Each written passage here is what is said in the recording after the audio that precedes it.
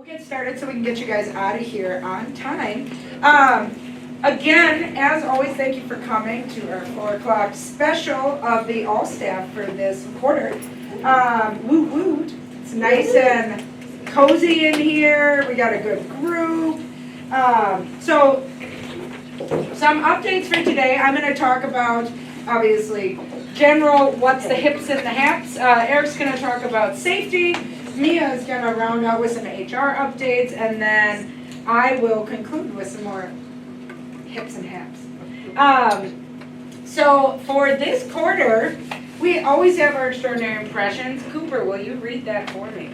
The whole thing? Yeah, well, just the top one. Oh, extraordinary impressions, we hold ourselves and one another accountable. And what does that mean to us? Rodney, what do you think? Basically taking responsibility and making sure everyone else does too. Excellent. Taking responsibility and making sure our peers and others do as well. So that being said, what does that mean? When, for example, I walk past a call light, and then Stacy goes, "Hey, Lindsay, aren't you going to answer that?" Or could you answer that call light? Or reminding and educating us that anyone can assist, or we can all assist each other, and we need to hold each other accountable. I work over a sheet of paper. I think Eric would be like, "Hey, that doesn't take a housekeeper to pick up a sheet of paper, right?" So stuff like that. And again, giving each other praise for doing the job well done of holding ourselves accountable there. But nice little quote: responsibility equals accountability equals ownership. And a sense of ownership is the most powerful weapon a team or organization can have. Right? Right. Good. So, some updates from a sale and occupancy standpoint. As we all know, sales first is our motto here, and everybody in this room sells. No matter what position you have in the community, we are all impacting the people that we're bringing in here, from FMATA, welcoming them, Cooper giving them the experience from a marketing and sales, James from a floor care standpoint. We all impact that. From a second quarter results standpoint, we had a great second quarter. Again, independent living entrance fee. Our average occupancy was 80.5 out of 77. 8 total sales to start the year, which is fantastic. That's incredible. And the year's not even half over. And 82 out of 82 apartments sold. We are 100% sold, which is a huge accomplishment, especially post-COVID. Assisted living, 16 out of actually 17 units, because remember we have that guest suite now, which is great. Health center, 31.7 out of a budget, over budget of a budget of 31. And memory care just shy, a lot of transition in the last month, 14.8. So job well done there to everyone. How many of us know about the construction? Yeah, what construction, right? Yeah, it's our new welcome mats, the orange brick roads. Again, we are going through our renovation and expansion project updates. It's kind of cool looking at these photos because the renderings actually do look so similar to what's actually been produced by our awesome construction team, design, and so on. Again, as an overview, as we've talked about last all staff, and what you all read in the memos, right? Right-sizing the healthcare component. Again, that is completed. BT's all in one area, or assisted living, memory support neighborhood, and health center are all in BT, and water towers offline now until July. Renovating the first floor common areas, the Gilman, which is now our dining room. I'm sure the residents who currently live here will continue to call it the main dining room, but it's been rebranded and it is now the Gilman. Does anyone know what the Gilman stands for? Lauren. It's the park right over there. That is also a person. That is wonderful. It is the Gilman Triangle Park that is on Downer over there when you're driving past. And so that was East Castle used to own that, and it was donated. We donated it back a while ago. So that's where Gilman comes from, if anyone does ask. The general store is completed, and the bistro. Again, Commons North, the library, 1884, which is our new pub. Second floor classroom and computer lab are all now complete as well. And I know many of you have experienced those spaces already, walked through them, they are beautiful. And Lindsay Hall is in progress and a tentative completion date of June 5th. And then last but not least, our Lake Terrace building, or the old water tower building, is in process. And we have 30 new independent living apartments that are being renovated right now very quickly. And they are going to be brand new, they are gorgeous. 28 out of the 30 of those new Lake Terrace apartments have been pre-sold. So the team has been working hard, construction's been working hard. Again, Bradford Terrace is complete. Thank you all for your patience and understanding during that process. Now we're, kind of going into nicer weather today, as we can all tell. It's beautiful outside tomorrow. It makes construction seem a little better when we can get outside. I feel like we were all getting a little fatigued, including the residents, over the winter months, when you're stuck indoors, we're not seeing the sun as much, but the end is in sight. Excuse me. And again, Commons North being completed, open early, date of April. The water tower building is in process, as we know, and the 4th floor apartments will now have flooring. You already have cabinets in mid-April. And again, we are on track to be complete with the project by July 15th. And I mean, May's in 2 weeks, so July is like 3 weeks away at that rate. So, and again, Creativity Center will be completed after that. And then the Employee Center, which we'll talk about. How many of you are on the Employee Center committee? I know some of you are. There we go, Sean. I was hoping your hand would raise. Again, we are renovating this Employee Center and then the break rooms in Bradford Terrace. Why? Because on our employee engagement survey, we heard you and we want you to enjoy this space. We want it to be better utilized. We want to give you a space that you want to come down to and that actually meets the needs, or, you enjoy taking your breaks in, taking your lunch, socializing with your other peers. So some of your peers are going to be on that committee that signed up for the last AllStaff, and we have those meetings scheduled so that we can get them up to par. And now I'm going to transfer to Eric to talk about safety.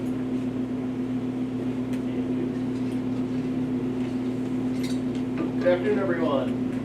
I'm going to talk about a couple things with safety. Just really, the key points I want you to walk away from are, with all the construction going on, with the orange brick road they're referring to, which is the orange covering you're seeing through the walkway of contemporary ground floor. If you see those things and you see trip hazards, please, please, please report those. As things move and they're replacing the new, or I should say installing the new floor, those hazards are going to move. If someone has an oversight, whether it be construction or maintenance, if you see something that could be a trip hazard, please report it. We do want to get those taken care of during this time, and there's going to be a lot more when you're dealing with construction.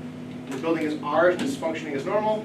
Some of those safety hazards are mitigated, but right now we're kind of at a peak season for that. We've had just a weird coincidence this weekend where we had some stone fall at the building. So those weird things happen when you're dealing with all this construction. So just please keep your eyes open. See something, please, please report it. Next thing, we've had a few of these items go missing. Alexas, different things like that, mainly from the 2nd and 3rd floors of Bradford Terrace. I'm not aware of any money at this time, but the point is, just a good reminder, those items that are on the unit are meant for the residents. It's still residents' property to a certain extent, their use. It's not ours. So even if it looks like it's for our use, if it looks like no one's using it, if it looks like it could be ours and no one's going to miss it, it's still theft. And we have cameras all over this building to mitigate some of those theft issues. Some you probably see, some you probably don't see. And so I just can't stress it enough. Those little things, whether it be an Alexa, money, whatever, $50, $500, does not, it pales in comparison to what your wages and your salary is. And if you get caught up in that, you get terminated for that, not only do you lose your position, but it actually goes in your record. You can't work in a skilled facility again because you have that sort of a theft on your record. So my point is, not worth it. So if you see those things and something does look that way, if a resident tries to hand you money, we have a no tipping policy. Just remember those things. Report it back to your supervisor. Someone slips $5 in your pocket when you weren't looking, hand it in your super, and it'll end up where the right place it's supposed to be. It won't be with us, and we can stay out of trouble. Okay? We found an Alexa in the 2nd floor break room. So, it looks like we'll have to One get came one for the break rooms, because, we're getting sticky fingers. But when they are placed on the units or in the activity rooms, they are meant to stay there, not be moved around for, our break in the employee center or alternate areas or the stairwell. Lord knows what else they could be. But again, they are meant to be for our residents and stay there. That's right. Theft and security went through. Evacuation of the community is part of our emergency preparedness plan. The reason we're talking about this in this meeting is we will be practicing a drill, much like we talk lots and lots about fire safety when we're doing fire safety in services and or the orientations. We practice those drills monthly. We haven't done enough of this evacuation, let's call it drills. We will be exercising one in the next month. So the point of these drills is we're not going to just immediately decide we're going to evacuate. This would be in association to another disaster in the building. It could be related to severe weather, tornado, broken glass, windows, things like that. It could be associated to a fire, okay? So we want to practice those sorts of evacuation drills so that we're prepared. That's the whole point of doing them, is basically to walk through the process and find things that we can improve on. It doesn't mean we're going to do it perfectly, so don't feel like we're going to walk into it perfectly. Please communicate your questions and any of your feedback to us once we're conducting and completing those drills when you're signing off on your sheets. We're likely not going to do a complete evacuation. We're likely going to focus more on like a partial evacuation, much like you're familiar with the Bradford Terrace unit. It's broken into 3 smoke compartments. Those are separated by those fire doors. We will likely evacuate one of those sections so that we can practice on what an evacuation looks like and what we need to do as a part of that. So the reason more often than not we'll do partial evacuations is we are kind of a shelter-in-place facility because we're so big. It's not a small house where you need to evacuate out of the building. We can simply evacuate to another smoke area or another floor or even another building in some cases. We do have, like I say, fire doors to separate floors. Floors are separated by obviously concrete, but then also penetrations that are caulked shut so we don't have smoke going through. And then buildings, we actually have fire curtains between some of those buildings so that, again, the fire can't spread fast enough. Again, when it comes to evacuations, we're not typically the ones that are going to be determining when you do evacuate. It's typically going to be under direction of the fire department or police department. We're typically going to be fighting in place, we're communicating, we're responding, we're putting our residents in a place of safety and our staff. That's really our prerogative. Fire department gets on site, they're going to direct us if we need to evacuate a unit. Much like police, if we had an active shooter, they would direct us where and when to evacuate. When you have those shelter-in-place situations, you're typically going to have what's called the command center. Talking about this one.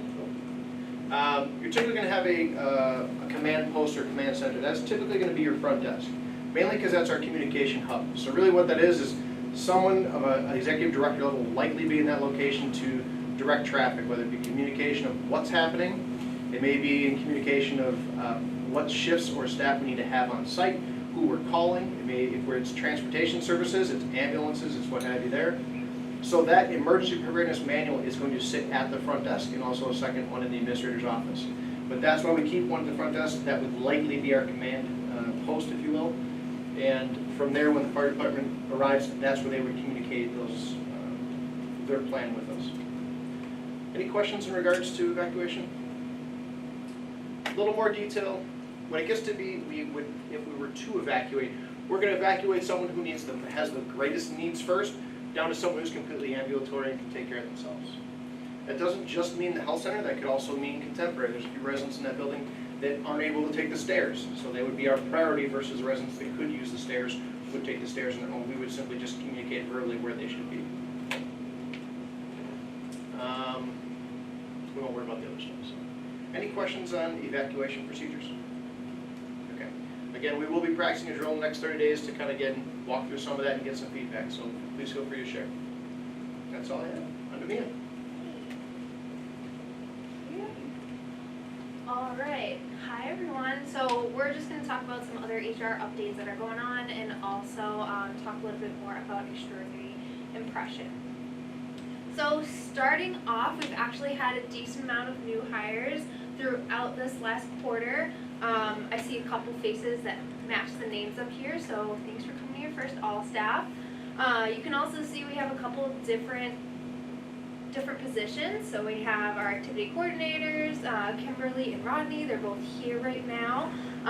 Our new bartender, Nate, as we opened up the bar area, which most of you have seen, he's going to be owning that area, as well as some other people on our hospitality team and nursing team.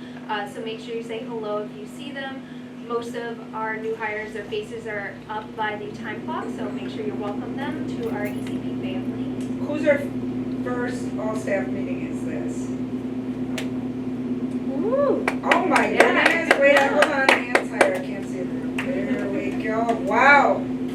Thanks This for is what we coming. like to see. Keep this up. Woo. As a reminder, for your self-service, make sure you're logging into your account Okta. If you haven't logged in yet and need that access email, call this number up here. HR does not have access to activate your account, so make sure you call that number. If you need to find that number, we have it posted on the 2 computers outside of Maureen's office and across from mine. Or you can always stop by my office or Jen's office to get that number, but you have to call that number and they'll help you set up your account. Also, updates on the break rooms. We are again collecting people to be on the committees for that. There's going to be meetings scheduled in April, later on this month, and in May. So if you are interested in being on the committee, make sure you stop by Jen's office and let her know. I think right now we have about 15 people signed up, so we definitely want to get everyone's ideas and opinions on what they want, because it is your space. So we want you to be able to enjoy it. Also coming up this month, we do have some fun events. Next week we have Cheese Friday, and also at the end of the month we have our annual Spirit Week. Yay, get excited.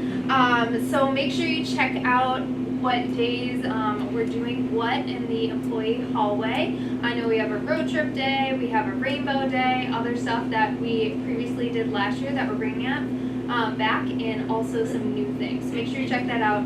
We're also going to take pictures, so look at the times on that calendar and come take pictures if you want. Alright, so just a raise of hands, how many people use the parking lot here? Good, great. How many of you are visitors when you come here? Okay, great. So we know that we're not allowed to park in the visitor parking spots. Just make sure that you are parking in normal spots that aren't labeled for visitors. We want to keep those open for our visitors that come to and from the building. I know it can be a little tight out there, so just being aware of that. If you do need to use street parking, just communicate with your director and letting them know, hey, I need to move my car at the appropriate time so you're not ticketed for any reason. Also, show of hands, who knows that we have Zoo Passes available here?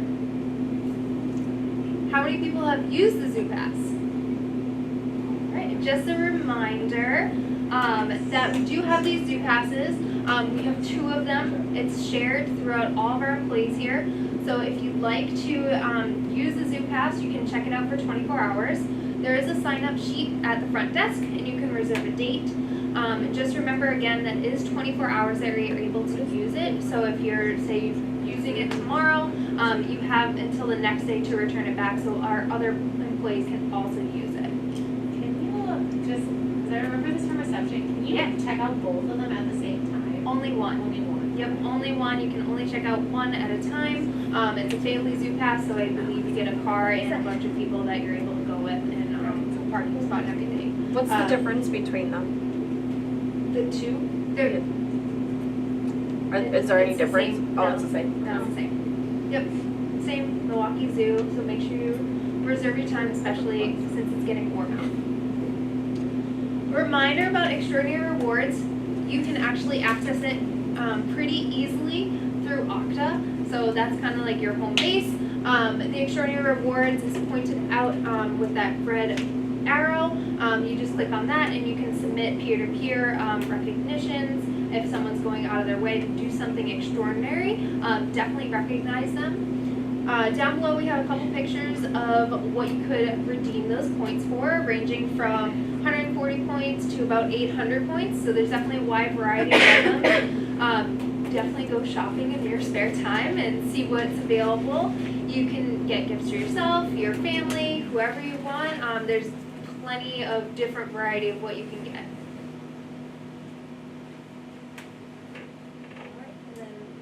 gonna take over the rest. Does anybody have questions for me before Lindsay takes over? Yes? Kathy? Going back to the parking lot issue, Yes? are you guys gonna resurface that and make the lines, cause you got people parking double, that makes it hard for us. That is a good question. Yeah. Eric, can you Lines will help be out? repainted next week. Oh, Oh, All right. good. Kathy, asking you shall receive. So it's gonna be relined. Okay. Any other- Resurfacing might be next year, but repainting next week. And how you all park is. I didn't hear him. What? Next week. I didn't hear him. He said. Oh, he said it's gonna be resurfaced next year, and the lines Repainted. are repainted next week. There'll be new lines next week. Good Any question. other questions? Awesome. Thanks, Mia. So, employee engagement survey. Who has participated in an employee engagement survey before? A lot more, you should be raising your hands. Again, we've been sending out Cortex surveys. I know for some of our new hires, you've received an abundance of them from your 7, 90, 60 days, 6 months. But as part of the last employee engagement survey, we wanted to get a pulse at 1 year because again, waiting that 2 years, I mean, that's a long time, a lot can change. Goodness, we were in a pandemic, and now we're not, so to speak, even though we still are, but we had 115 plus responses to our Cortex survey after the last all staff that was sent out. So that is fantastic.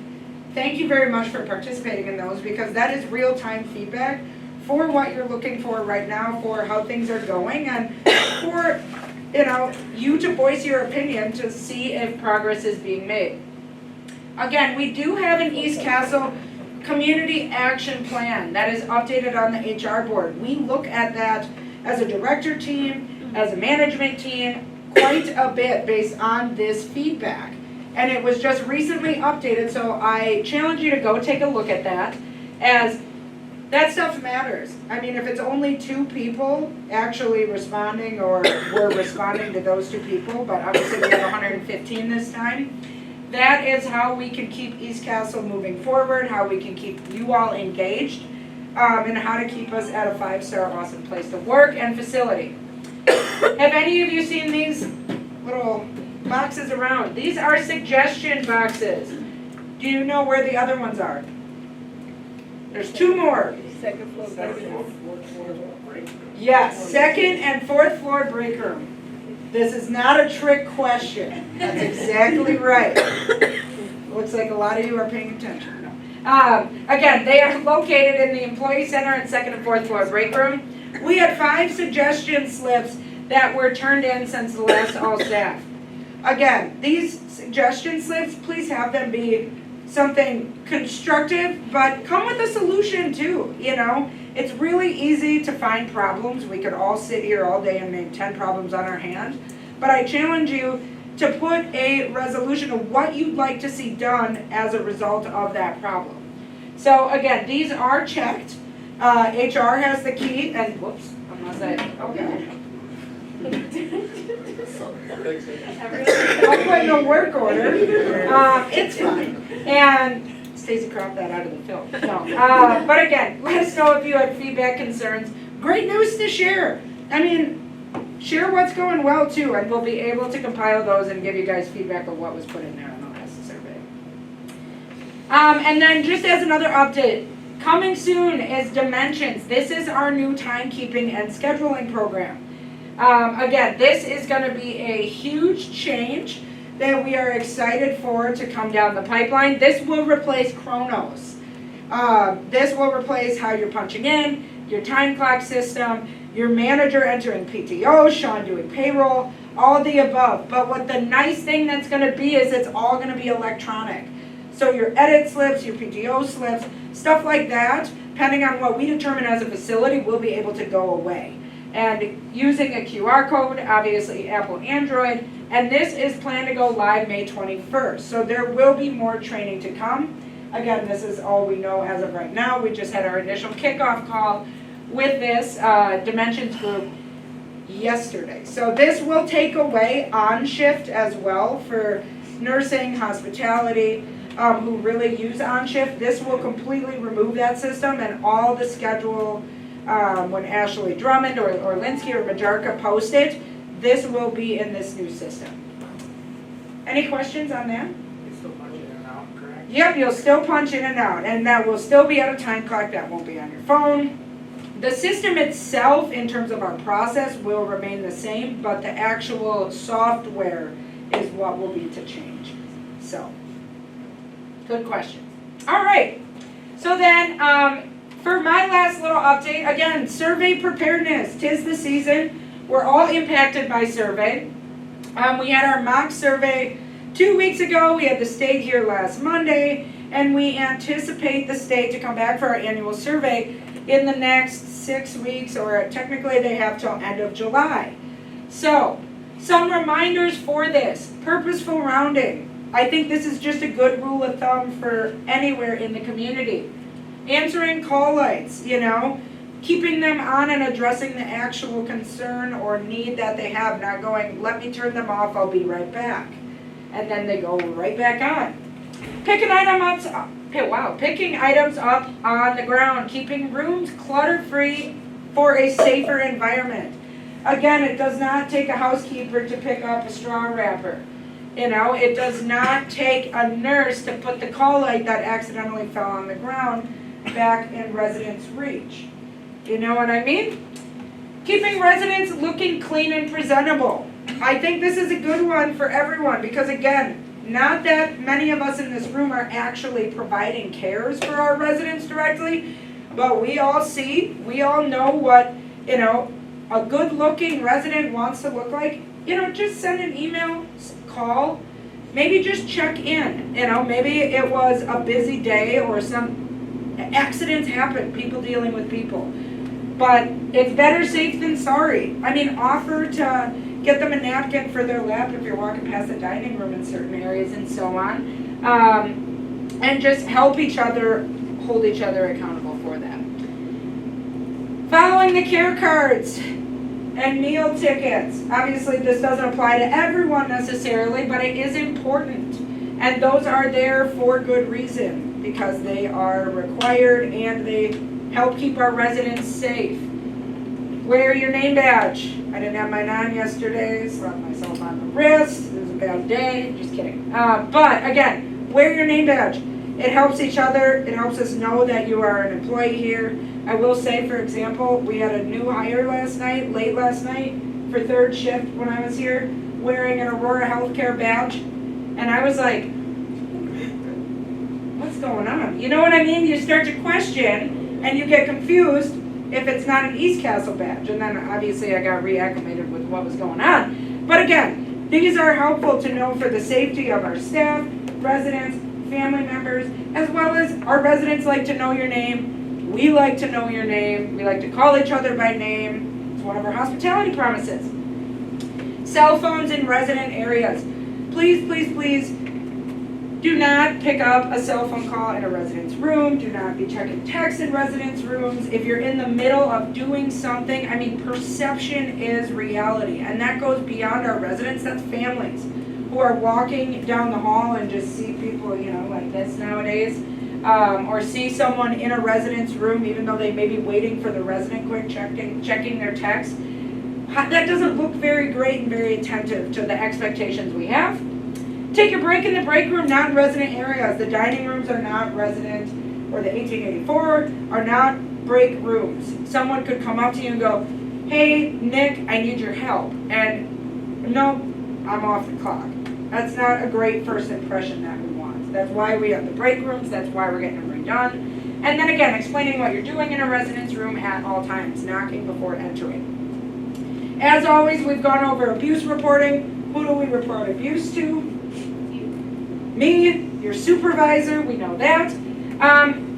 Just a friendly reminder, dementia care. Obviously, Alzheimer's and dementia go beyond our third floor memory support neighborhood.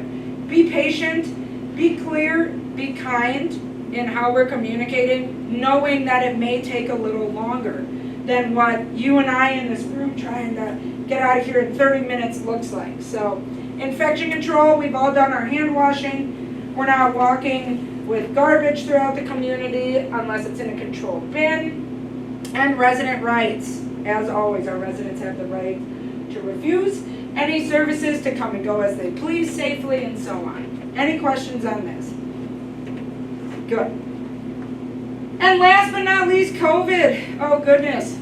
Can't wait for this slide to go away in 2028. No, just kidding. Again, Milwaukee County's at 11.5 still, so we are still high in the red for COVID. As you can see, that is from Milwaukee County CDC itself. We are still high and in the red for COVID cases. What does that mean? We're still in, excuse me, we're still in mass in all of Bradford Terrace. Additional PPE obviously is required when there's isolation cards outside their rooms. We must wear masks. It doesn't take much to grab a mask from the front desk if you're going into water or BT first floor. You need to have a mask on. Masks will not be going away until we are below 5% and for an extended time. So and until that evolves, unfortunately, or changes by the CDC, I think we will probably see masks in healthcare areas for at least the remainder of this year. And then, again, testing requirements. We are only testing based on specific symptoms and exposure protocol. I talked about this last time, but it's always a good reminder because it's not a problem until you feel it's a problem. You know, that, oh, I was exposed to COVID at a birthday party on Saturday. You do not need to be tested prior to coming to work. You need to monitor your symptoms, and then if you would like to wear a mask, you are okay to wear a mask. Why is that? Because it's no different than myself walking to Sendik's yesterday for lunch or going to CVS and no one in there is wearing a mask. You're having an engagement conversation with the cashier. Again, if someone tests positive in your family as well or you've been exposed, we will rapid test you prior to your next shift work because when you're living in the same house, usually you're in, 6 feet for more than 15 minutes of someone. And if it's negative, you are able to work. And as always, please just monitor your symptoms. You know when you feel sick versus you know when you don't. Allergies are a real thing right now, especially with this weather, and I'm sure they're only going to get worse. It's going to get cold and hot again. Monitor that. And then, as always, you'll hear from Ashley Drummond or Jima, now as our new infection preventionist. And that's all I have, unless anyone has a question. No?